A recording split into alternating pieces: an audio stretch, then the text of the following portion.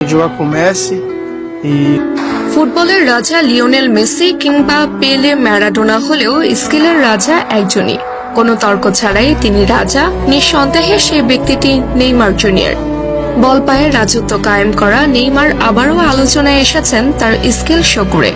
সান্তোসের হয়ে skill show করে আলোচনার কেন্দ্রবিন্দুতে পরিণত হয়েছেন নেইমার।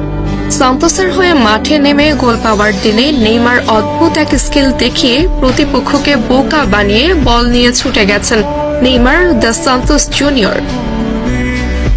এমন নেইমারকে যেন ভক্তরা খুঁজছিল। goal.com-এর প্রকাশিত এক শর্ট ভিডিওতে দেখা যায় লং বল রিসিভ করেন নেইমার। লাফিয়ে উঠে প্রতিপক্ষের বাড়ানো বল নিজের বুকে নিয়ে গ্রাউন্ডে টাচ করিয়ে পায়ের কারুকাজে প্রতিপক্ষের প্লেয়ারের মাথার উপর দিয়ে বল ঘুরিয়ে নিয়ে আসেন নেইমার। তা দেখে অবাক বনে যান মাঠে উপস্থিতরত ব্যক্তিরা। একজন ফুটবলার কতটা পারদর্শী হলে অন টাইমে এমন স্কিল শো করতে পারেন সেটি যেন আলোচনার বিষয়। নেইমার বরাবরই সফট স্কিলের ফুটবলার। বল পায়ে প্রতিপক্ষকে বোকা বানাতে তার মতো প্রসিদ্ধ ফুটবলার আরেকজন নেই বললেও মোটেও ভুল হবে না। তবে এমন স্কিল ফুটবলারের সার্ভিস সান্তোস কতদিন নিতে পারবে সেটি মূল প্রশ্ন। কেননা নেইমার জুনিয়র সান্তোসের সাথে 6 মাসের চুক্তি করেছেন। এই 6 মাসের চুক্তি শেষে নেইমার চাইলে ক্লাব ছাড়তে পারবেন, চাইলে সান্তোসে থাকতে পারবেন।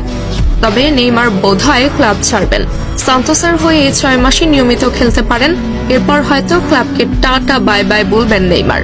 চুক্তির মেয়াদ অনুযায়ী হয়তো সবকিছু করবেন নেইমার। তবে সান্তোস চাইছে নেইমার যেন তার শৈশবের ক্লাবেই থাকেন। তারকা খ্যাতি পাওয়া নেইমারকে যেন কোনো ক্লাবে রাখতে চাইবে।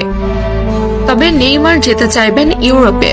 লম্বা সময় ইউরোপে খেলা নেইমার আবারও ফিরতে পারেন ইউরোপীয় দাপুটে ফুটবলে। আর সেই ক্লাবটি হতে পারে এফসি বার্সেলোনা।